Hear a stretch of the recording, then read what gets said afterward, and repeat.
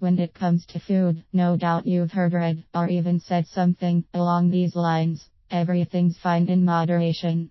Many famous people have said that they've never been successful at achieving moderation. Professionally, I never recommend moderation in sugar intake. Instead, I favor this quotation by St. Augustine. To many, complete abstinence is easier than perfect moderation.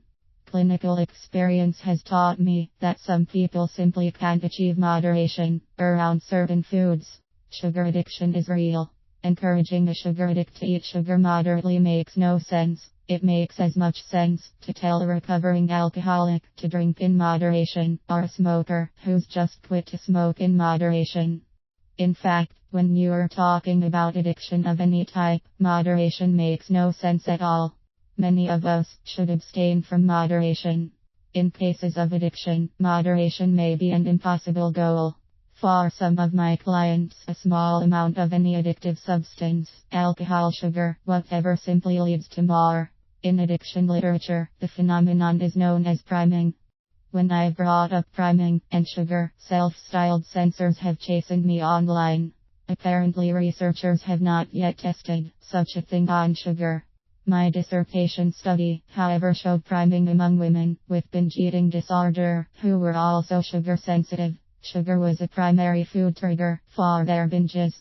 Yet lab research is often behind the curve, which seems exactly the opposite of the way things should be. Scientific research happens when a problem, is perceived. It's my strong hope that researchers will soon realize that we need to acknowledge and start testing priming and sugar. The research delay isn't surprising. I've been speaking and writing about sugar addiction for almost 25 years, and only now is it becoming mainstream thinking.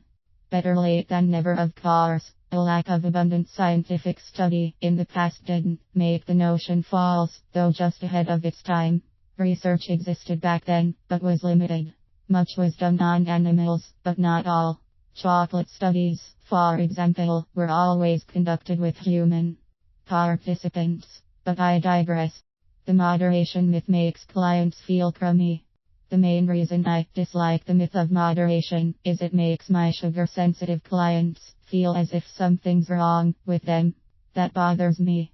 When sugar addicts can't eat certain foods in moderation, no one's to blame. Certainly not the sugar addicts, it's a brain chemistry thing.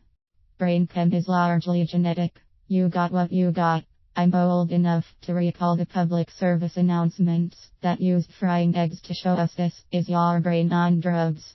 Your brain on sugar isn't your fault.